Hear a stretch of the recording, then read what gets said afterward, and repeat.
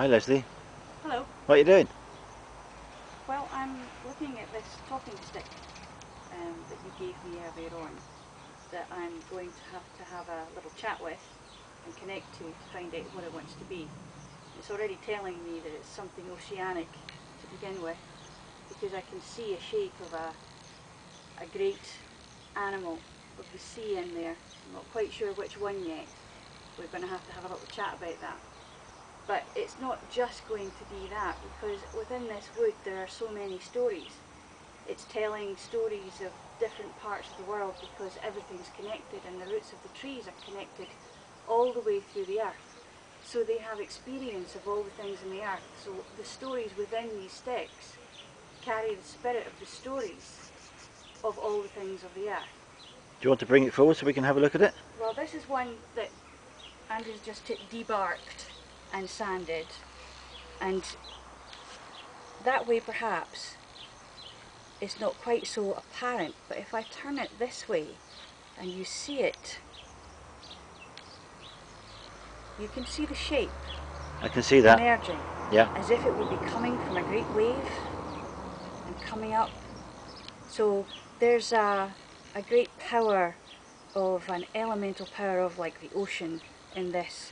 There's also some places where you could see the little knots have little things in them also. But this is how they start off, and this is how they finish. Sometimes. Sometimes it takes a little while to do, and sometimes they take a lot longer to finish. They tell me when they're ready. This was the first one I ever did, and it actually confused me quite a bit. And the lesson in that for me was that it's not my understanding of what goes into the stick that is the point. It's whoever it sings to, whoever it speaks to, whoever is destined to have it. And this, of course, is a toucan. You can see its long beak and the eye. But also I was inspired to do a tree of life all the way along the actual length of the stick. I can see that. It's like a vine, isn't it? Yeah, it's sort of like all in sort of like blossoming, growing spring, so it's a very fertile stick. But toucan is a great power animal as well, because it's talking about partnership, and it's talking about two can do what one may not. And so it's like two can. Two can. Right. Yeah, two can. Of course two can. Two can do better than one if they work in tandem together. But you also have on the opposite end, you have a seal pup. Can I? And on the... Let's have a look at that. Oh yes.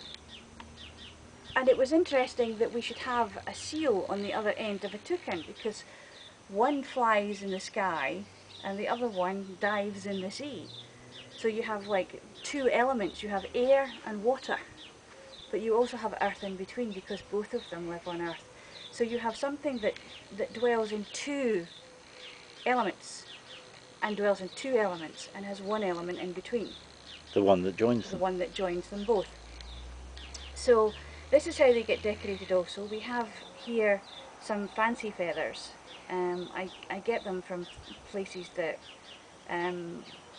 are remnants. I don't go out and buy feathers specifically for that, or I try not to. But this is a bird of prey feather, and this was sourced at a place, a falconry, where they actually rescue and look after birds of prey that have been injured, or they use them for flying exhibitions. And they very kindly, we go in and we ask them if they have any cast feathers, and they give us some feathers. But occasionally, very occasionally, we are gifted feathers that fall from the sky into our garden, and they are usually from ravens or crows, but the occasional magpie. But other than that, and little shells, and we try to put everything on that is as natural as possible. So that's how they get decorated. I see. What else have you got on the table there? Well, this one's very interesting. The toucan was the very first one I ever did, and this is the last one I did until recently. And like this one, it's a Caledonian Scots pine, and it came in this state, and we had a look at it, and I said to Andrew, you know, I think there's a snake in there. And up to this point, and it's been what, over a year that I started doing the talking sticks, up to this point I was just calling them talking sticks. But it was when this chap arrived, and you can see that he has his elementals signs on his body. Yes, can see that. Yep.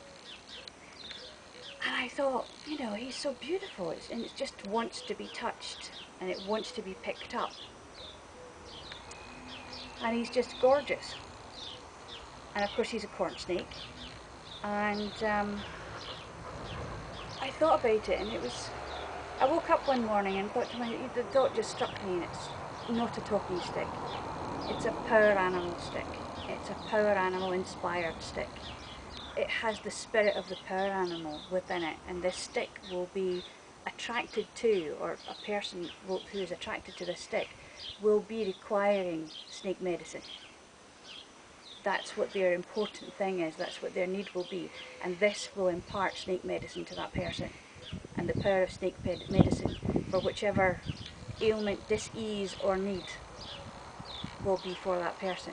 And we've yet to find this person. Lots of people pick him up and they hold him and they think, oh, he's really beautiful, and they think, maybe, maybe not. And part of the reason that they kind of put him back down is they're not really sure what a talking stick is or what it's for. But the most interesting thing is that they're still drawn to him. They still want to come and pick him up. And one day the right person will pick him up and take him home. So what else do you have on the table there, Leslie? Well, this is an interesting one because this is another confused one. I call this dog stick, dogfish stick, because this part is shark and this is the head of a dog. But interestingly enough, there's a bear in here too. Come in closer to have a look at that bear. Okay, thank you. Got him.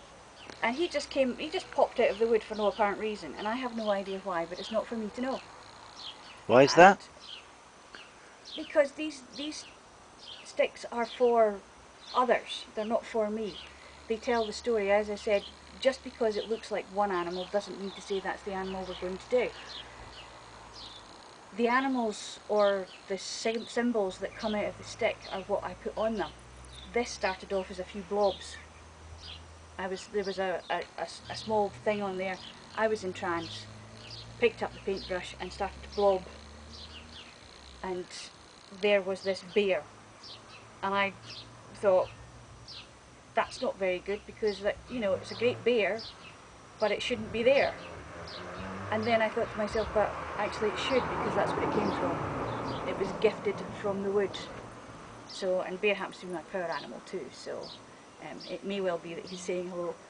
But this is something that someone will find attractive and need. What they do is we make bags for them. Each one comes in its own individually crafted bag, and it has the spiral heart ribbon on. They don't all, some have tartan ribbons if you've got a clan or whatever, and we design them to your specifications as far as decoration is concerned, where possible. But also, because it's a magical and ritual item, it needs something to put it in that's going to be protecting it from the vibrations and the elements of others, negative energies, etc., that kind of thing. So before they go off to their owners, what we do is we make a ceremonial fire, and we smudge the stick, and we bless the stick through the fire, and then we bless the bag through the fire. What's smudge, Leslie? Smudge is usually something like sage or cedar, which is burned, and the smoke therein is a cleansing agent, and it changes the space. It takes all the negative energies away, and all the energies of my emotions when I was making the stick, or if there's any anger anywhere, you know, like if Andrew and I have just an argument or something and I've picked up the stick to put it away, it's going to hold that. You don't want that to go into someone else. So you take it away by cleansing it with the smudge. You cleanse it off, and then you bless it in the fire, grandfather fire, and then you put it in the bag, which has already been blessed in the fire also, so with tobacco smoke or the smoke of the cedar or the sage, and it gets blown in here, put in a bag, and sent off. Thank you.